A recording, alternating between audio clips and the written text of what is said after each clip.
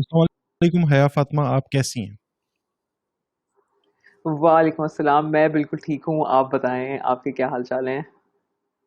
All good, all good, अल्हम्दुलिल्लाह। सब आज मुझे बड़ी खुशी हो रही है आपको इस अमन कहानी के एपिसोड 5 में होस्ट करके। मैं यहाँ ये बताता चलूँ कि अमन कहानी पॉडकास्ट सीरीज़ है रक्स अमन की। और रक्स अमन बेदार सोसाइटी का एक प्रोग्राम है जिसमें वो आर्ट, कल्चर, हेरिटेज, डाइवर्सिटी के ज़रिए अमन को रिक्लेम करने की कोशिश कर रहे हैं। और आज के हमारे एपिसोड में हमारी दोस्त हया फातिमा इकबाल हमारे साथ हैं।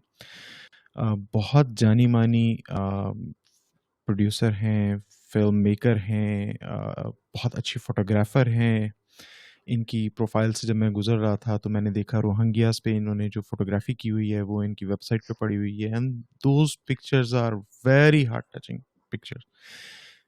बड़ी लंबी फहरिस्त है फ़िल्मों की जिनके जिन प्रोजेक्ट्स पे आपने काम किया और अवार्ड्स। मैं तो मैंने कहा ना, मैं बड़ा शदीद किस्म का देहाती आदमी हूँ। मैं तो सही तौर पे उन अवार्ड्स को प्रोनाउंस नहीं कर पाता जो आपने लिए हुए हैं। मैं भी नहीं कर पाती। It's okay. लेकिन असा ले लेने, हमने ले लिए। तो ले मैंने। ऐसा ही है। This is good, this is good. So Haya, कैसा है ये फिल्म मेकिंग, चीज़ों को अपनी निगाह से देखना और उन्हें अपने ज़ाविये से दुनिया को दिखाना, ये कितना फ़नी है, कितना चैलेंजिंग है, कितना प्रैक्टिकल है और कितना डिफ़िकल्ट है? ये बहुत इंटरेस्टिंग है, ज़ाहिर दिलचस्प है। और मेरे ख्याल में आप इस बात से तो इत्तेफाक करेंगे कि दुनिया में और कायनात में जितनी चीज़ें दिलचस्प हैं वो थोड़ी सी कॉम्प्लिकेटेड भी हैं, वो थोड़ी सी मुश्किल भी होती हैं, थोड़ी सी मतलब टेढ़ी भी होती हैं। लेकिन इस काम में मेरे ख्याल में सबसे ज़्यादा अहम जो एक चीज़ है वो ये है कि मतलब इसमें जो सबसे सबसे मुश्किल चीज़ है जो आपकी ज़िंदगी में जनरली आसानी भी पैदा करती है वो ये है कि इस बात की फ़िक्र थोड़ी कम करना कि आप किसी चीज़ को या किसी लोगों को या किसी कहानी को किस तरह बताएँगे, बल्कि ये सोचना कि वो लोग खुद अपने बारे में क्या बतवाना चाहते हैं। एक तरह से लोग क्या हुँ, चाहते हैं कि उनके बारे में क्या समझा जाए। और अगर आप उस एक जिसको कहते हैं ना कि थोड़े से खुले दिल के साथ अगर आप जाएँ, तो फिर थोड़ा-सा ज़्यादा बात आसान होती है या ज़्यादा इंटरेस्टिंग होती है। अगर आप ये सोच के ना जाएँ कि मैं इनके बारे में दुनिया को क्या बताऊँगी, बल्कि आप ये सोच के जाएँ कि पहले तो मैं ये जानने की कोशिश करती हूँ कि ये खुद अपने बारे में क्या बताना चाहते हैं, ये अपने बारे में क्या चीज़ें छुपाना चाहते हैं, और हुँ, जो छुपाना चाहते हैं उसमें कौन-सी चीज़ें हैं जिनको छुपना चाहिए और कौन-सी चीज़ों को फ़ौरन से दुनिया के सामने आ जाना चाहिए, क्योंकि हो सकता है हुँ, ज़रूरी नहीं है कि वो कोई बहुत भली चीज़ें हों। तो उसका आई थिंक पहले एक जो जायज़ा है वो लेना बहुत ज़रूरी होता है। उसके लिए थोड़ी-सी एक मतलब एक जो होता है ना कि यानी एक एक हद तक आपको थोड़ा-सा इस काम के लिए पुख्ता भी होना पड़ता है, लेकिन इस काम के लिए आपको बहुत ज़्यादा मोल्डेबल और फ्लेक्सिबल भी होना चाहिए ताकि आप किसी के पास जाएँ, तो आप कम से कम उसका हुँ, मुद्दा तो समझ सकें। वो आपके लिहाज से कोई बहुत बुरी चीज़ भी कर रहा है, तो आप थोड़ा-सा समझ तो पाएँ कि वो क्यों कर रहा है। मतलब वो उसका किसी चीज़ पे बिलीफ है, या वो ताकत के लिए कर रहा है, या वो इक़्तिदार के लिए कर रहा हुँ, है। वो हुँ, जनरली समझता है कि ये ही सही चीज़ है जो करने की है। तो जब आप वो समझते हैं तो मेरे ख़्याल है फिर दुनिया के ज़्यादा लोग जो है वो एक-दूसरे के करीब भी आते हैं। आप एक-दूसरे को थोड़ा-सा मारने-मुरने पे नहीं आते। आप समझ जाते हैं कि अच्छा, एक ही कमरे में 2 मुख़्तलिफ़ सोचों के लोग भी बैठ सकते हैं, 2 मुख़्तलिफ़ बिलीफ़्स के हुँ, लोग भी बैठ सकते हैं। तो मेरे ख़्याल में सबसे इम्पोर्टेंट ये है। उसके बाद फिर ये ख़्याल करना कि आप लोगों की बात को ज़ाहिर है अपने कॉन्डुइट, आपके पास एक वेसल है जो कि कैमरा है, उसके ज़रिए आप बताना चाहते हुँ, हैं, तो वो एक अलग ज़िम्मेदारी का काम है। क्योंकि हुँ, हम कभी दोस्तों में भी हम किसी एक दोस्त से अपने बारे में कोई एक बात कहते हैं, लेकिन वो दोस्त आगे जाके किसी तीसरे से बिल्कुल ही कोई मुख़्तलिफ़ बात कहते हैं और फिर इसी बात पे एक हुँ, थोड़ी-सी लड़ाई भी हो जाती है कि मैंने तो ये कहा था, तुमने ये कैसे समझ लिया? तो जब वर्बली 2-3 करीबी लोग जिनको आप 10-10, 20-20 सालों से जानते हैं, उनकी बातों में मिसकम्युनिकेशन हो जाती है, तो फिर इस बात की ज़िम्मेदारी का एहसास होना कि आप किसी घर में गए हैं और आप उनकी कहानी को अब लाखों लोगों तक लेके जाएँगे, तो आप क्या उसको ज़िम्मेदारी से बता पाएँगे? क्या आप उसको रिस्पेक्ट उन लोगों को दे सकेंगे अपनी कहानी के ज़रिए? रिस्पेक्टफुली बता पाएँगे, काइंड तरीके से बता पाएँगे, उसमें एक नरमी हो, उसमें एक वार्म्थ हो उस पूरी कहानी में, तो वो भी इम्पोर्टेंट हो जाता है बहुत ज़्यादा। तो काम तो हुँ। ज़ाहिर है थोड़ा-सा कॉम्प्लिकेटेड है, लेकिन ज़ाहिर है मतलब इतना भी मुश्किल नहीं है। मुश्किल होता तो फिर हम तो नहीं कर रहे होते हैं। नहीं, मुझे तो लगता है ख़ासा मुश्किल काम आप करती हैं। आप कहानी के किरदारों के रियल टाइम में असल रुख को देखते हुए, असल चेहरों को देखते हुए, फिर बहुत से माशरती फ़िल्टर्स को अप्लाई करते हुए, बहुत सी सेंसिटिव चीज़ों को जो उनके लिए भी ख़तरनाक हो सकती हैं, उनको फ़िल्टर करते हुए और पूरी की पूरी बात को एक ऐसन अंदाज़ में प्रोजेक्ट करती हैं, तो ये कोई बहुत आसान काम तो नहीं है यार। लेकिन आप इसे बड़ा ईज़ी ले रही हैं। नहीं नहीं, वो बस कोई नहीं, मतलब होती है, कभी हो जाती है मुश्किल, कभी आराम से हो जाता है। बहुत डिपेंड करता है कि उस वक्त हालात कैसे हैं, कहानी किस तरह की है, जिन लोगों से आप मिल रहे हैं वो अपनी कहानी को बताने में कितना इंटरेस्टेड है। आई थिंक वो सारी चीजें हैं। हुँ, सारा काम जो है वो बेसिकली हमारा तो कम है, उन लोगों की ही मेहनत ज्यादा होती है जो हमें इजाजत देते हैं कि हम उनके घरों पे जाएं, सालों उनकी जिंदगियों में आते जाते रहें, कैमरे के साथ आते जाते रहें। आप सोचें हुँ, आपकी लाइफ में मैं आ जाऊं आपका एक कैमरा लेके बड़ा सा, और कहूँ कि बस अब मैं हर साल 2-3 साल तक हर 2 हफ्ते बाद आपके पास आती रहूँगी, तो हुँ, काफ़ी ऐन मुमकिन है कि आप एक पॉइंट पे शायद मतलब तंग भी ना आएँ, तो आपको थोड़ा-सा हो कि भई अच्छा अगर आप कुछ दिन ना आएँ तो अच्छा हो जाएगा। तो वो हुँ, जो एक बैलेंस है वो कायम करना, और लोगों की यहाँ पे जो एक खुले दिल के लोग हैं जनरली पाकिस्तान में, बहुत हुँ, अ, काइंडनेस के साथ वो आपको दे लेट यू इन, उसके बाद वो आपको इज़्ज़त भी देते हैं, आपका ख़्याल भी रखते हैं, आपको खाना भी खिलाते हैं, आपको तोहफ़े भी हुँ, देते हैं। तो मतलब वो जो एक हुँ, चीज़ है वो एक अलग पूरा एक फिनोमेना है, जिसकी वजह से हमारे लिए मेरा ख़्याल है डॉक्यूमेंट्रीज़ बनाना पाकिस्तान में मतलब सही है, उसकी टेक्निकल मुश्किलें होती हैं, उसकी लॉजिस्टिकल तकलीफ़ें भी होती हैं, लेकिन मेरा ख़्याल है पाकिस्तान में अक्सरियत लोगों की ऐसी है जो आपकी काम को आपके लिए आसान करने में बहुत ज़्यादा बड़ा किरदार अदा करते हैं, और वो फ़िल्म मेकर्स नहीं होते वो लोग, वो हुँ। आम लोग होते हैं। तो ये बहुत ज़्यादा अच्छी बात है जिसकी वजह से बहुत मज़ा आता है पाकिस्तान में काम करने का। कितना पाकिस्तान को देखा आपने? हाँ, मतलब मुझे शिकवा ये है कि मैंने अभी भी जो है वो कश्मीर नहीं देखा सैडली, और मुझे बहुत बड़ी तकलीफ़ इस बात की है, बड़ा गम है कि मैंने मतलब अब तो ख़ैर फाटा जो है वो एक्स फाटा बन गया है, जो हुँ, रिसेंटली मर्ज जो है डिस्ट्रिक्ट्स हैं, वो पूरा इलाका मैंने नहीं देखा। वो मुझे बड़ा तंग करती है ये बात कि वो पूरी पट्टी जो है एक मुल्क की, जो जिसमें मतलब मेरा ख़्याल है हज़ारों क्या लाखों कहानियाँ हैं। हुँ। तो वो वो वो तो अभी हिस्सा रह ही गया है काफ़ी ज़्यादा। तो मतलब यानी पूरे-पूरे रीजन्स हैं जो अभी भी नहीं देखे हैं, लेकिन ज़ाहिर है कुछ हिस्से देख लिए हैं, कुछ हिस्सों में बार-बार जाना हुआ है, कुछ हिस्सों में एक बार जाना हुआ है, लेकिन एक ही ट्रिप ने बहुत कुछ सिखा दिया है, तो डिफरेंट-डिफरेंट चीज़ें हैं। सबसे ज़्यादा फ़ैसिनेटिंग जर्नी कौन-सी थी? जो आज भी हुँ। फ़ैसिनेट करती है, जो आज भी दोबारा आप मतलब वो लम्हे जिन्हें आप दोबारा जीना चाहती हैं? इंटरेस्टिंग, बहुत बहुत मज़ेदार सवाल है। दोबारा जीना ज़रूरी नहीं है लेकिन अच्छा। इंटरेस्टिंग कुछ जर्नीज़ ऐसी होती हैं आपको तो एक ही बार हो गई हैं, काफ़ी है। लेकिन मेरा ख़्याल है मेरा जो यानी जर्नीज़ कई इंटरेस्टिंग है, कुछ बहुत खूबसूरत होती हैं, कुछ जर्नीज़ इस वज़ह से बहुत ज़्यादा खूबसूरत होती हैं क्योंकि जब आप उस जगह पे जा रहे होते हैं तो वहाँ पहुँचने तक मौसम बहुत खूबसूरत होता है। मतलब मुझे याद है जब मैं पेशावर पहली बार गई थी तो हम कुछ शाम के वक़्त पहुँचे थे, और इतनी सख्त बारिश हो रही थी, लेकिन पेशावर इतना खूबसूरत लग रहा था अपनी छोटी छोटी-छोटी जलती-बुझती लाइट्स में कि वो जो एक नक्शा है वो मेरे ज़हन में, और मैं एक्चुअली दिल में, मेरा ख़्याल है वो बिल्कुल हुँ, एक स्टैम्प की तरह लग गया है। लेकिन आई थिंक मेरी जो एक काफ़ी वन ऑफ द फ्यू में जो एक बड़ी यादगार जर्नी है वो कराकोरम हाईवे की है, जिसके अंदर हुँ, वही एक जो ख़ास मसला होता है कि जी फ़रवरी का महीना है और बारिश शुरू हो गई है और लैंडस्लाइड भी होनी है। लेकिन मेरे साथ कुछ मसला ऐसा था कि मुझे फ़ौरन से गिलगित से इस्लामाबाद पहुँचना था, और ताकि इस्लामाबाद से मैं कराची पहुँच सकूँ जहाँ मैं रहती हूँ, क्योंकि उसके कोई 1 दिन बाद मुझे पता नहीं श्रीलंका जाना था किसी और काम से। तो मेरे लिए बहुत ज़रूरी था कि मैं वक़्त पे गिलगित से निकलूँ, और मौसम कह रहा था कि तुम निकल के दिखाओ गिलगित से, मैं तुम्हें बताता हूँ अभी। तो उस रास्ते में बेसिकली वो कुछ ऐसा है कि 14 घंटे मतलब यानी मगरिब के वक़्त से लेके अगली सुबह 8 बजे तक, यानी ये कोई तकरीबन 14 घंटे तो हो ही गए, 14 या हुँ, 16 घंटे हो गए एक्चुअली। तो बस वो फ़रवरी की रात में जो है वो आसमान के नीचे कराकोरम हाईवे के ऐन बीच में कुछ वो कोहिस्तान वाला एरिया था जहाँ कर-करा के वहाँ जाके हम फँस गए थे। पूरी मतलब मीलों दूर तक गाड़ियाँ थीं, और उसी में वो बारिश हुई, फिर वो बारिश ओले भी बन गए, वो बारिश हुँ, हल्की-सी बर्फ़ भी बन गई, और सर्दी है और आप अपनी गाड़ी का जाहिर है स्टार्ट नहीं कर सकते क्योंकि फ्यूल भी बचाना है, क्योंकि आगे रास्ता बहुत लंबा है। हम्म। तो बस वो जो एक सख्त सर्दी में जो एक वो जो रात थी, तकरीबन मतलब मैं एक गाड़ी में तो थी, लेकिन वो गाड़ी उतनी ही ठंडी थी जितनी बाहर सर्दी सर्दी थी। तो वो उसने उन चंद घंटों ने मुझे काफी कुछ सिखाया कि ये होता है, और मुझे काफी ये भी याद आई बात कि मैं तो एक प्रिविलेज सिचुएशन में हूँ जहाँ पर मैं तो एक स्केप ढूंढ रही हूँ कि बस मुझे जाना है।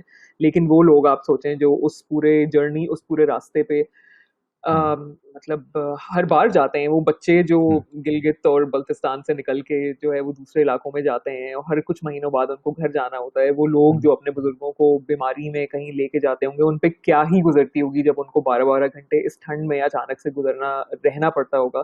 देर hmm. Is no ideal time for your loved one to be sick, and there is no ideal time for you to meet a deadline.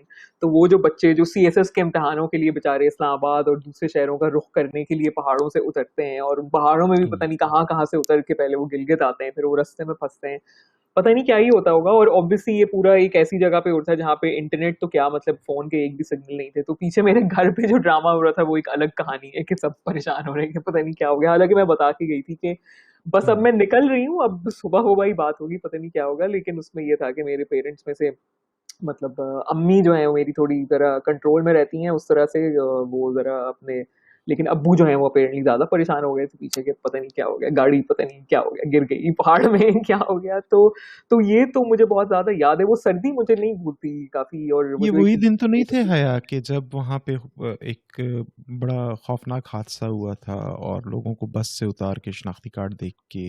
ये वो वाला ज़माना नहीं है, लेकिन ये वो वाला ज़माना है। ये उस ट्रिप की मेरे ख़्याल है उस जिस साल की ये बात है उसी के आसपास वो वाला वाक़या हुआ था। उसी ज़माने में एग्ज़ैक्टली नहीं, उसके आसपास वो हुआ था जब चलास में आई थिंक कोई 13 या 14 स्कूल जो है वो जलाए गए थे रातों-रात। हाँ। आई थिंक वो लड़कियों के स्कूल थे, हम्म। लड़कों और हम्म। लड़कियों दोनों के स्कूल थे, तो वो जलाए गए थे। ये उसी उसी एरा की बात है। ये बस वाला वाक़या और बहुत पुराना है, ये उससे काफ़ी पहले की उससे बात है, पहले का है। तो काफ़ी वो ज़्यादा चीजें पहले। लोगों के back of mind definitely families सोचती हैं, आई और एम फिर वो श्योर। उनका परेशान होना तो बनता ही है ना। हाँ, मतलब और वो तो है ही। और मतलब ये कि आप किसी इलाके में रुके हुए हैं और आपको मतलब पता है कि पीछे इतनी सारी गाड़ियां हैं जो हम्म। रुकी हुई हैं, तो उसमें चाहें तो आप एक कमराडरी भी बना सकते हैं। लोग गाड़ियों से उतर के थोड़ी बहुत बात भी कर रहे थे, लेकिन मतलब वो जो एक मजबूरी की जो सिचुएशन है कि आप हम्म। किसी मतलब बिल्कुल बीच रास्ते में आप किसी के घर भी नहीं जा सकते, आप मतलब हम्म। बाथरूम नहीं जा सकते, खाना नहीं खा सकते, पानी नहीं पी सकते, मतलब यूं करके बैठे हुए हैं कि बस अब कुछ भी ना हो अगली सुबह तक तो ज्यादा बेहतर है।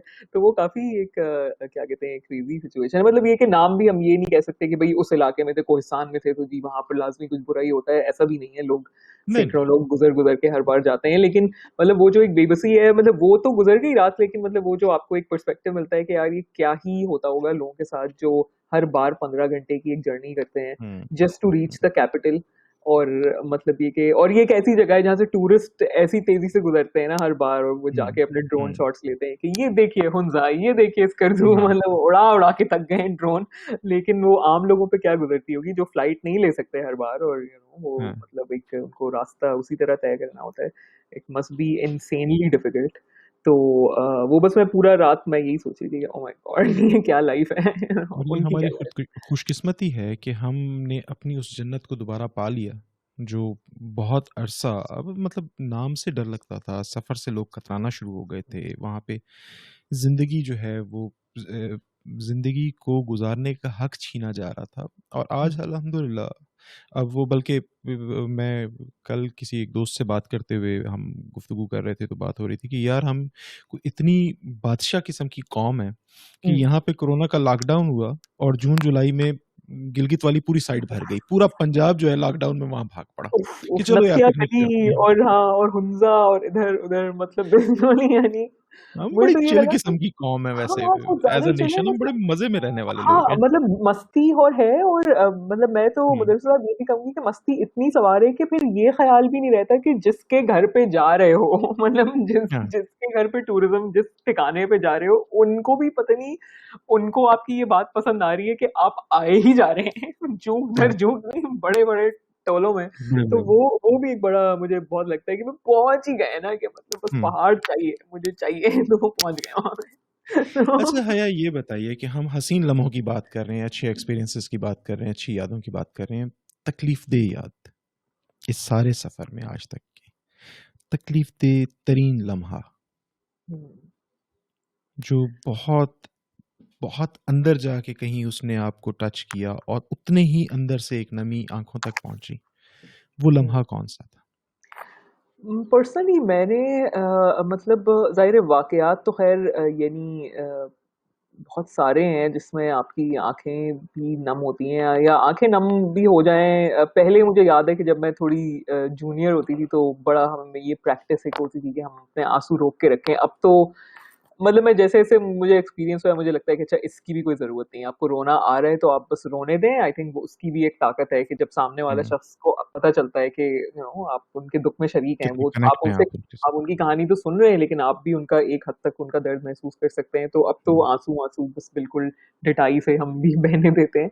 लेकिन बहुत सी जगह हैं जहाँ पे छोटी-बड़ी चीज़ टच करती है, लेकिन मेरा ख़्याल है जो एक यूनिवर्सल मतलब अक्रॉस द बोर्ड जो एक चीज़ हमेशा सेम रही है, वो यही है कि हमेशा किसी भी ऐसे पेरेंट से बात करना जिसने अपने अपने किसी बच्चे मतलब अपनी औलाद को खोया हो। आई थिंक उससे उससे ज़्यादा दर्दनाक तो मैंने कभी भी कोई कोई सिनेरियो नहीं हुँ, देखा। मतलब इतनी सारी डॉक्यूमेंट्रीज़ में जो है ये मिलिटेंसी और पोस्ट 9/11 सिनेरियो में हमारे मतलब कितने तकरीबन 90,000 लोगों की जानें गई हैं। इतनी सारी कहानियाँ पूरे मुल्क में जा के उनको सुना हुँ, है, लोगों से मुलाकात की है, उन पे डॉक्यूमेंट्रीज़ बनाई हैं। कुछ पे डॉक्यूमेंट्रीज़ नहीं भी बना पाए लेकिन वो कहानियाँ सुनी हैं। लेकिन मेरा हाल है जितनी तकलीफ़ जो है वो उन किस्सों की है, उन वाक़यात की है जहाँ पर किसी माँ या किसी बाप ने अपने अगर वो अपने औलाद के खोने की बात कर रहे हों, तो उससे ज़्यादा तकलीफ़देह कोई भी नहीं है। और जब आप किसी घर में जाते हैं जहाँ पर उन्होंने किसी बच्चे को खोया हो, चाहे वो कोई ऐसा मुतवस्सित तबके का घर हो, चाहे वो बहुत अमीर लोग हों, वो जो छोटे-छोटे साइन्स जो लोग बचा के रखते हैं ना अपने बच्चे के कि वो तो चला गया है हुँ, लेकिन उसकी चप्पलें रखी हुई हैं, वो तो चला गया है हुँ, लेकिन वाई-फाई का कनेक्शन आपके घर का ना आपके बेटे के नाम पे है। मतलब वो चीज़ आपको किल कर देती है कि ओह माय गॉड! ये तो रोज़ की हुँ, रियलिटी है। तो वो बहुत ज़्यादा है और हर तरह के वाक़यात हैं ना मतलब यानी कोयटा में जाएँ तो वो बेचारे लोगों की इतनी ज़्यादा किसी की बॉम्ब ब्लास्ट में किसी के बच्चों की डेथ हुई है, कोई किसी जगह पे गया है, कोई स्कूल गया है, कोई पैदल जा रहा है, कोई जो है इस तरह के भी वाक़यात हैं। मैं भी सोच रही थी कि अ यानी कोई वो है हवाई फायरिंग का वाक़या है। हुँ, 2 हुँ, बच्चों की कॉलेज में लड़ाई हो गई, एक ने दूसरे को मार दिया। मतलब सिर्फ़ हुँ, मिलिटेंसी से ताल्लुक नहीं है लेकिन ये मतलब आई थिंक इस पॉडकास्ट के हवाले हुँ, से ये इत्तेफ़ाक से बात उधर पहुँच गई है कि हुँ, वो जो एक है ना कि एक जो जंगजूपन हम सब में एक आ गया हुँ, है कि हुँ, जिसका बस चलता एंगर, है वो एंगर, जिसका बस चलता एंगर, है वो चाँटा मारता है, जिसका बस चलता हुँ, है ज़्यादा नहीं चलता वो बड़ी-सी गाली देता है। और जिसका हुँ, बस चलता है वो अपनी बंदूक चला देता है और जिसका बस हुँ, चलता है वो बम मार देता है या प्लान कर देता हुँ, है बॉम्बिंग को। तो वो जो सारे कैटेगरीज़ हैं ना वो बहुत ज़्यादा तबाहकुन है लेकिन उसमें इतने सारे लोगों के वो जो पेरेंट्स की जो बात देखने को हुँ, मिलती है ना अपने उन्होंने बच्चों को खोया होता है और ये बच्चों से मुराद मेरी सिर्फ़ ऐसा नहीं है कि वो सिर्फ़ 5-6 साल के बच्चे हों, ये वो छोटे-छोटे लिटिल लिटिल चिल्ड्रन से लेके मतलब जवान लड़के-लड़कियाँ, यूनिवर्सिटी गोइंग हुँ, बच्चे, कॉलेज हुँ, गोइंग बच्चे वो हुँ, मतलब यानी इट मतलब आप पेरेंट हैं, तो आपको तो अंदाज़ा हुँ, होगा कि हुँ, इट्स हुँ, मतलब ये तो एक सोच के ही एक हॉरिबल थॉट है। मैं I am hmm. Not a parent लेकिन मतलब मैंने इतने सारे लोगों को अब देख लिया है, जो मुझे लगता है कि इससे शायद बड़ी कोई तकलीफ़ नहीं होती होगी मेरे ख़्याल में दुनिया में। ऐसे ही है। मैं बतौर फ़ादर मुझे पता है कि मेरी 3 साल की बच्ची मेरे दिल के कितने पास है, मेरी 11 साल की बेटी मेरे दिल के कितने पास है और बतौर सन मुझे ये पता है कि आज भी मुझे रात को थोड़ी-सी देर हो जाए, तो मेरी वालिदा बेचैन रहती हैं। वो बिल्कुल, मेरा इंतज़ार करती हैं। बिल्कुल। तो ऑफ़ कोर्स ये तो रिश्ते ही बहुत you can't describe these relations. बिल्कुल, मैं यू कैन भी जस्ट फ़ील द फ्लेवर। बिल्कुल, बिल्कुल, उसको अल्फ़ाज़ तो उसमें नहीं है और वो दिल हुँ, पे आपके क्या गुज़रती होगी डिफ़रेंट कंडीशंस में हुँ, हम सब पे क्या गुज़रती है, हुँ, वो हम आई हुँ, थिंक वो हम सबको इंडिविजुअली पता है। हुँ, लेकिन मतलब कितने ही लोग हैं जिन्होंने अपने अपने भाइयों को, अपनी बहनों को खोया है, लोगों के बेस्ट फ्रेंड्स चले गए इस पूरे हुँ, झगड़े में, हुँ, कज़िन्स मतलब चलते-चलते किसी अ, काम पे जा रहे हैं, अचानक से कुछ बुरा हो गया, खबर आई। हुँ, मतलब ये बहुत ही एक अजीब-सी ही चीज़ है डेफ़िनिटली हुँ, और मतलब मैं उस दिन अपने एक दोस्त से बात कर रही थी एक्चुअली कि मैं पेरेंट नहीं हूँ, लेकिन मैं मतलब मैं खाला हूँ, मैं एक फुप्पो हूँ, हम्म। और मुझे हम ये डिस्कस कर रहे थे, मैं और मेरे दोस्त, के हम जब कराची में एज एज चिल्ड्रन जब हम बड़े हो रहे थे, तो यहाँ पर बहुत ख़राब हालात थे। ये 90s की हम्म। बात है, जहाँ पर पहले हम्म। पॉलिटिकल वायलेंस था, फिर कभी पॉलिटिक्स थी, फिर कभी स्टेट जो है वो पॉलिटिकल पार्टीज़ पे कभी क्रैकडाउन करती थी। हम्म। फिर 9/11 हो गया, तो उसके बाद यहाँ हम्म। पर मस्जिदें, इमाम बारगाहें, हम्म। दरगाहें, हर चीज़ जो है वो शिकार हम्म। बनने लगी, बाज़ार, स्कूल कुछ भी तो नहीं बचा बेसिकली। हम्म। तो ये सब कुछ होता गया, और हम सब बैक ऑफ द माइंड हमारे ज़हन में ये होता था कि हमने सीख लिया था, जब मुझे याद है कि मैं 10 साल की थी, मैं 5th क्लास में बच्ची थी, और हम्म। बस हमने सीख लिया था कि आज हालात सही नहीं है, आज हड़ताल है, आज हालात सही नहीं हम्म। है, आज ये हो गया। हालात सही नहीं है, इतना एक कॉमन जुमला बन गया है, लेकिन हम्म। मैं अपने दोस्त से ये कहती कि मैं इमेजिन नहीं कर, मतलब मेरे खानदान में जो बच्चे हैं, जो भांजियाँ, हम्म। भतीजियाँ हैं, वो इत्तेफ़ाक से मुल्क से बाहर हैं। लेकिन हम्म। मतलब मैं इमेजिन नहीं कर सकती कि उनको मतलब मैं कभी नहीं चाहूँगी कि उनको दूर से किसी हवाई फायरिंग की आवाज़ भी उनके कभी कान में पड़े, हम्म। मतलब मैं हम्म। उनके लिए मैं इतना प्रोटेक्टिव हूँ, लेकिन ऑन द अदर हैंड मैं एक इंतहाई ढीठ शख्स हूँ, जिसने मतलब ये कि अल्लाह माफ़ करे, काफ़ी कुछ बुरी चीज़ें देख ली हैं फर्स्ट हैंड भी, काम की वज़ह से। जनरली शहर हम्म। में पढ़ाई हम्म। पढ़ने जाते थे, काम करने जाते थे, तो उसके बीच में भी चीज़ें हो गई हैं कि जी वो गन लेके एक साहब गुज़र रहे हैं सड़क पे, और हम्म। आप हो रहे रिक्शे वाले को आप कह रहे हैं कि घुमा दो भैया इस तरफ। तो वो हम्म। सब चीज़ें हुई हैं, लेकिन अब मैं पेरेंट नहीं हूँ, लेकिन मैं इमेजिन नहीं कर सकती कि मेरे करीब जो बच्चे हैं, मैं उनको कभी एक आँच भी आने दूँ, या उनको आवाज़ भी आए किसी बुरी चीज़ की, या हम्म। वो कभी गुस्से में कोई लड़ाई भी देखें सड़क पे। लेकिन हम्म। ऑब्वियसली वो देखेंगे, वो अपने-अपने मुल्कों में देखेंगे जहाँ पे अमन तो कहीं पे भी इतना एज़ सच वो नहीं है हम्म। उस तरह से। हम्म। लेकिन हाँ, तो ये बहुत ज़्यादा मतलब एक बात है कि, लेकिन हर कोई काफ़ी गुस्से में, मुझे लगता है कि हम सब हैं ज़रा परफॉर्मेटिव भी हो जाते हैं, काफ़ी दिखाना भी हम्म। पड़ता है गुस्सा कभी-कभी यहाँ पे, हर हर बात पे। बड़ा एक चक्कर हया, है। मुझे ये बताइए कि अब जो आप काम कर रही हैं, क्या आप अपना आइडियल काम कर रही हैं, या वो एक जो ड्रीम प्रोजेक्ट होता है, वो जो एक मोनालिसा हर आर्टिस्ट की होती है, वो अभी आनी है सामने? अब मेरे ख़्याल में जी, मोनालिसा तो अभी आनी है, लेकिन मुझे लगता है कि एक मोनालिसा शायद ना हो, मतलब मुझे अब ये लगता है कि आपका कोई भी काम जब कंप्लीट हो जाए ना, तो आपको वो परफेक्ट तो नहीं लगता। आपको लगता है कि हम्म। अच्छा, इसमें हाँ। तो ये चीज़ें बेहतर हो सकती थी। तो हाँ। मुझे लगता है कि यानी जो एक ज़्यादा खूबसूरत और प्रैक्टिकल शायद तरीका वो ये हो कि मतलब आप हर काम को ही मोनालिसा जितनी वाली एफर्ट दें, और हम्म।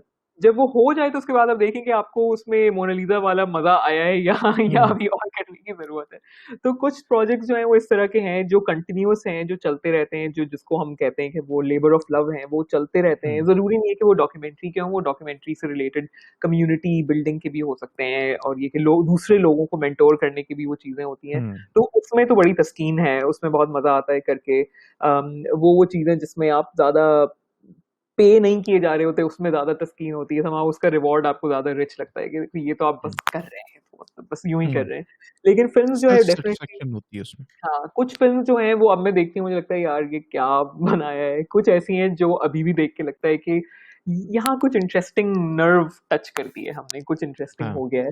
और जनरली मतलब मुझे लगता है कि मतलब डॉक्यूमेंट्रीज़ के अलावा भी मुझे लगता है कि बहुत सी चीज़ें हैं जो अभी करनी चाहिए, उसूलन करने का दिल भी चाहता है। मुझे फॉर एग्ज़ाम्पल बड़ा दिल चाहता है कि अब एक एक बहुत ही इंटरेस्टिंग किस्म का कोई इंटरव्यू बेस्ड कोई शो या कोई पॉडकास्ट हो जानी चाहिए। हम्म। लेकिन वो पॉडकास्ट ऐसी है कि बस वो हो नहीं रही है, और मेरे सारे दोस्त जो मुझे जानते हैं, मेरे इस ड्रीम को, वो बहुत हम्म। ताने देते हैं कि हाँ, हाँ भाई, आज तो किसी दिन मैं किसी कल ही बल्कि मैंने अपने दोस्त को सुबह-सुबह टेक्स्ट किया, उसने कहा कि ओहो! Looks like a productive morning, लगता है आज तो पॉडकास्ट की एपिसोड रिकॉर्ड हो ही जाएगी। तो इस तरह के ताने-वाने भी आने लगे हैं अब तो बहुत सुबह पब्लिक। सुबह सुबह हो गई थी। हाँ, बिल्कुल, मतलब 7 एएम ऑन अ संडे को जब मैंने मैसेज भेजा, तो एक ताना आया कि ओहो भाई, आज तो लगता है कि मतलब कि आज तो लगता है कि आज अपनी आप पॉडकास्ट स्टार्ट कर ही लेंगी। तो खैर वो तो हम्म। नहीं हुई, हम आपकी पॉडकास्ट पे आए हुए हैं इस वक़्त, लेकिन लेकिन वो एक काम है, इंस्पायरेशन लीजिए और शुरू कर दीजिए। आई नो बिल्कुल, आपसे मैं इक्विपमेंट लिस्ट लेके बस शुरू कर देती हूँ वाक़ई में। अरे तो हजूर, आपको लिस्ट लेने की जरूरत है, आपके पास तो सब मौजूद है। शूट करने की ज़्यादा आदत हो गई है ना असल में, हाँ। इसलिए। तो ये है, तो फॉर एग्ज़ाम्पल मुझे ये लगता है कि डॉक्यूमेंट्री क्योंकि थोड़ा-सा एक्सपेंसिव मीडियम भी है, टू बी ऑनेस्ट, और हम्म। विजुअल हम्म। मीडियम है। और मुझे ये हम्म। लगता है कि कभी-कभी हम कुछ चीज़ों पे डॉक्यूमेंट्री इसलिए नहीं बना पाते हैं क्योंकि वो इतनी ज़्यादा विजुअल नहीं होती। कोई ऐसा हम्म। वाक़या होता है जो इतना माज़ी में हो चुका होता है, चाहे वो कोई फनी वाकया हो, चाहे कोई बहुत सीरियस हम्म, संगीन वाकया हो, वो इतना पहले हो चुका होता है। अगर आपको उसके कोई आर्काइवल मटेरियल नहीं मिल रहा, आपको उस जमाने की कोई तस्वीरें नहीं है, किसी के पास नहीं है, किसी के साथ कोई बड़ी हम्म, इंटरेस्टिंग हम्म, चीज हुई है, तो हम उस पे डॉक्यूमेंट्री नहीं बना पाते। हम ये कहते हैं कि हम्म, अच्छा ये तो कोई प्रिंट स्टोरी है या ये रेडियो की स्टोरी है। तो मुझे हम्म, लगता है कि मैंने अपने काम में ऐसी बहुत सी कहानियों को नोटिस किया है जो मुझे पता था कि इन पे शायद कोई इंटरेस्टिंग विजुअल चीज ना बन सके, कंसिडरिंग ये हम्म, कि जिस तरह के मटेरियल्स अवेलेबल हैं, लेकिन एक गुफ्तगू तो हो सकती है, मतलब हम उन हम्म, एक्सपीरियंसेस से सीख तो सकते हैं। तो वो चीज मुझे बहुत इंट्रीग करती है कि बहुत सी कहानियां ऐसी हैं, जब डॉक्यूमेंट्री के सफर में बहुत सी ऐसी चीजें मिलती हैं जिनको कि किसी और चैनल पे, किसी और जरिए से जो है ना लोगों तक पहुंचाने की शायद जरूरत हम्म। है। तो वो अच्छा काफी भैया, मुझे इंटरेस्टिंग। ये बताइएगा कि अब हमारे पास आखिरी चंद मिनट हैं, तो मैं ये जानना चाहूँगा कि हम आर्ट की बात करते हैं, कल्चर की बात करते हैं, फ़नून लतीफ़ा की बात करते हैं, म्यूज़िक की बात करते हैं, रक़्स की बात करते हैं, अक्सबंदी की बात करते हैं, और ये तमाम चीज़ें आके फ़िल्म में इकट्ठी हो जाती हैं। हमारे यहाँ फ़िल्म मर गई। हम्म, ये हादसा क्यों कर हुआ? और क्या अब इसके इम्कानात हैं कि हमारे यहाँ फ़िल्म बनना तो शुरू हुई, हम्म, बहरहाल बनना शुरू हुई, उस हम्म, तादाद में नहीं बन रही, हम्म, लेकिन बनना शुरू हुई। तो हम्म। क्या आपको लगता है कि आने वाले दिनों में फ़िल्म का मीडियम तवाना होगा, मज़बूत होगा और एक अच्छी और सस्ती तफ़रीह लोगों को फ़िल्म की सूरत में भी मुयस्सर आएगी? ये जो आपका सवाल का पहला हिस्सा है क्यों कर, तो आई थिंक क्यों कर में तो काफ़ी ज़्यादा वो टेक्निकल मसाइल भी हैं कि जी वो हमारे पास टेक्नोलॉजी एक ज़माने में हम अपडेट नहीं कर पाए। और ये कहना तो बिल्कुल गलत होगा। जो ये कराची जैसे शहरों में बहुत नैरेटिव होता है कि वो लोगों ने फिल्में देखना छोड़ दी थी, अरे लोगों ने फिल्में देखना हुँ, तो नहीं छोड़ी थी, लोग सुकून से मतलब पंजाबी फिल्म भी हुँ, देखते थे, उर्दू फिल्म भी हुँ, देखते थे और पश्तो फिल्में भी देखते थे। तो हुँ, फिल्में तो बनना जो है वो बंद, मतलब फिल्में देखना तो किसी ने नहीं छोड़ा था।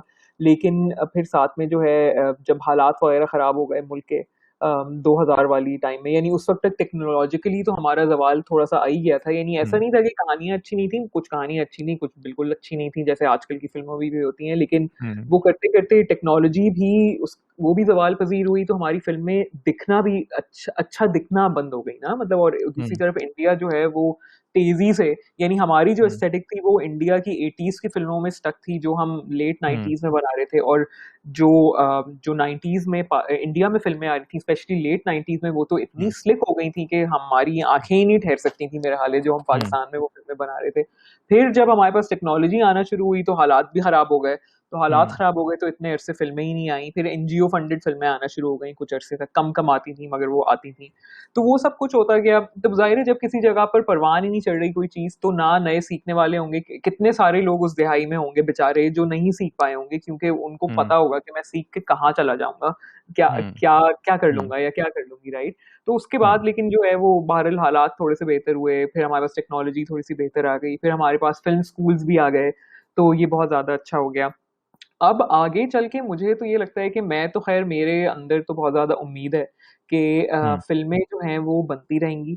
फ़िल्में बनती रहेंगी, फ़िल्में बाउंड्रीज़ को पुश करेंगी, फ़िल्में बैन भी होंगी, फिर हमारी फ़िल्में बाहर जाएँगी, वो अवार्ड जीतेंगी, वो मुल्क में बैन हुँ, होंगी, फिर जब वो चलेंगी यहाँ पर तो फिर हम उनको चोरी करके भी देखेंगे, हम उनको पायरेट करके हुँ, भी देखेंगे, हम उनको टॉरेंट करके भी हुँ, देखेंगे, और हमें समझ में आ जाएगा कि अगर हमें अच्छा इंसान बनना है, तो हमें अच्छी हुँ, स्ट्रॉन्ग किस्म की अपने देश की फ़िल्में देखना बहुत ज़्यादा ज़रूरी है। इसको हुँ, कोई रोक नहीं सकता, इस पे लोग हुँ, पाबंदियाँ लगा सकते हैं, इस पे लोग कोशिशें कर सकते हैं, लेकिन फ़िल्में बनाना लोग नहीं छोड़ेंगे, क्योंकि कहानियाँ हुँ, सुनाना किसी ने आज तक नहीं छोड़ी। मतलब हुँ, हमने बचपन में अपने बुज़ुर्गों की भी कहानियाँ ही सुनी हैं, अब औलिया की भी हुँ, कहानियाँ ही सुनी हैं, पैगंबरों की भी कहानियाँ, वाक़यात हुँ। सुन के ही हम उनकी ज़िंदगियों से इंस्पिरेशन कुरान लेते भ हैं। भ तो भरा पड़ा है कहानियों और वाक़यात से। बिल्कुल, वो वाक़यात की एक सीरीज़ है जो कि आपको बहुत यस। ज़्यादा इंस्पायर कर सकती है, मोटिवेट कर सकती है, कभी आपका दिल दहला सकती है, कभी आपको गम में ले जाती है, कभी आपको हुँ, एक-एक जुमला जो है वो इंस्पायर कर सकता है। तो तो कहानियाँ कहानियाँ कहने से, सुनाने से तो किसी इंसान को रोका जा ही नहीं सकता। दुनिया की कोई कुव्वत हुँ, उसको नहीं रोक सकती है। और हमारी जो मेरा ख़्याल है जो चीज़ हमारा सेविंग ग्रेस बनेगी इंशाल्लाह इंशाल्लाह आगे, वो हमारे फ़िल्म स्कूल्स के बच्चे हैं, क्योंकि उनको जब वो उनको छोटे बजट में छोटे-छोटे कैमरास के साथ अच्छे-अच्छे आइडियाज़ पे काम करने का शौक है। और मेन स्ट्रीम पर शायद हमारे पास अभी भी जो है वो ज़्यादा मस्ती वाली फ़िल्में जो है वो बनती रहें, जो मुझे लगता है कि ठीक है वो भी बनती रहनी चाहिए, क्योंकि मतलब हमारे यहाँ वैसे ही रिक्रिएशनल ऑप्शंस कम है तो कुछ हों। लेकिन हमारे सिनेमाज़ बहुत महँगे हो गए हैं और सिनेमा अब हुँ, एक्सेसिबल नहीं है। जिस तरह पहले जो है वो ₹50 का भी टिकट होता था मेरे बचपन में, अब वो नहीं होता। अब आप एक मॉल के अंदर जाते हैं, फिर क्योंकि वो एसी तेज़ चला रहे होते हैं तो उसका अलग पैसा होता है। और सारे जो लो बजट सिनेमास थे, जो ज़्यादा अफोर्डेबल सिनेमास थे, वो अब बंद हो गए हैं। किसी को जला दिया है, कोई बंद हो गया है, किसी के लोग बेचारे दिवालिया हो गए हैं। तो या ये कि किसी पे किसी सिनेमा की ज़मीन पे किसी की नज़रें हैं कि वो उस सिनेमा को तोड़ के बिल्डिंग मॉल बनाना चाहते हैं। हुँ, तो वो सारी हुँ, कहानियाँ हैं। मतलब मैं समझती हूँ कि फ़िल्म अब एक्सेसिबल इतनी तो नहीं रही है पाकिस्तान में। हुँ, सिनेमा जाना मतलब न्यूप्लेक्सेस जो हैं, हुँ, यानी मल्टीप्लेक्सेस जो हैं, नॉट न्यूप्लेक्स, सॉरी। वो जो है वो बहुत महँगे हैं। और उधर आप जाते हैं, फिर आप कैरेमल वाले पॉपकॉर्न की भी ज़िद करता है आपका बच्चा, फिर आप उसको इतने सारे हुँ, ₹100 की वो दिलाते हैं, तो आप लुट-पिट के आते हैं, क्योंकि 4-5 लोगों का कुम्भा अगर फ़िल्म देखने जाएगा तो it's a very expensive affair. लेकिन मुझे हुँ, लगता है कि आगे चल के कुछ स्ट्रीमिंग प्लेटफ़ॉर्म्स भी आ हुँ, ही जाएँगे, हमारे अपने भी आ जाएँगे, पाकिस्तान के अपने। हुँ, मतलब ये बड़े-बड़े तो हैं ही ग्लोबल जायंट्स जो हैं, लेकिन हमारे अपने भी आएँगे। हम मेरा ख़्याल है यूट्यूब को हम यूटिलाइज़ कर रहे होंगे। और मुझे लगता है कि हुँ, हमारे जो बच्चे-बच्चियाँ हैं ना फ़िल्म स्कूल्स के, वो निकल-निकल के छोटी-छोटी बजट की छोटी-छोटी फ़िल्में बनाएँगे और उसको ऑनलाइन डालेंगे, और उनकी ना स्प्रेड को कोई रोक नहीं सकता। तो हम ये जो ज़बरदस्त। सारे वो है ना कि फलाना सेंसर बोर्ड और फलाना सेंसर बोर्ड और उसकी ज़िद हुँ, और उसकी ईगो, उस सब को हम छोड़ के हम बेसिकली हमारे बच्चे ये बता देंगे कि दुनिया डिजिटल वर्ल्ड में बहुत पहले आ चुकी है। हाँ, अब आपके हाँ, आपकी ये जो ब्यूरोक्रेसी है ना, इसका कुछ होने नहीं हुँ, वाला। ब्यूरोक्रेसी एंड मतलब जो एक वो है कि एक हर चीज़ में एक नुक्स ढूँढना कि ये क्यों इनकी हुँ, आस्तीन इतनी से इतनी हो गई है, तो ये घपला है। मतलब वो चीज़ें नापैद हो जाएँगी एक पॉइंट पे, क्योंकि उसका कोई मतलब पेटी किस्म की चीज़ें हैं जो हमें असल कहानियाँ सुनाने से रोकते हैं। तो क फ़िल्में तो कहीं नहीं जाएँगी, फ़िल्में ऊपर ही जाएँगी यहाँ पे, इसमें तो कोई शक नहीं है। It will take thank time you but हया। हाँ, थैंक यू है। मैं बहुत शुक्रगुज़ार हूँ और आपके साथ गुफ्तगू इतनी मज़ेदार थी कि बिल्कुल एहसास नहीं हुआ कि हम जो हमारा एलोकेटेड टाइम स्लॉट था, हम कब का वो ख़त्म कर चुके। और अभी भी बहुत से मौज़ूआत ऐसे हैं जिन पे बात करने का जी चाहता है, आपसे सीखने का जी चाहता है, आपको सुनने का जी चाहता है। इस उम्मीद के साथ कि आपसे दोबारा कभी मुलाकात होगी, दोबारा किसी इस नशिस्त में हम बैठेंगे, दोबारा आपको जानने का, आपसे जानने का मौका मिलेगा। बहुत सी नेक ख़्वाहिशात के साथ मैं आपका शुक्रिया अदा करता हूँ थैंक यू, बहुत शुक्रिया आपका। और इस मौके पे मैं अपने साथ मौजूद देखने सुनने वालों से ये बात फिर दोहराना चाहूँगा कि कोरोना एक बहुत शदीद ख़तरनाक बीमारी है और ये हमारे इर्द-गिर्द मौजूद है और एक हकीकत है। किसी खुद फ़रेबी का शिकार ना हों। अपने लिए, अपने घर वालों के लिए, अपने दोस्त अहबाब के लिए, अपने माशरे के लिए एहतियात करें, सोशल डिस्टेंसिंग का ख़्याल रखें, हाथ धोएँ, मास्क का इस्तेमाल करें, अपने आप को इस बीमारी से महफूज़ रखें और अपने ज़रिए लोगों को इस बीमारी से महफूज़ रखें। आप तमाम का बहुत शुक्रिया। थैंक यू हया, थैंक यू वेरी मच।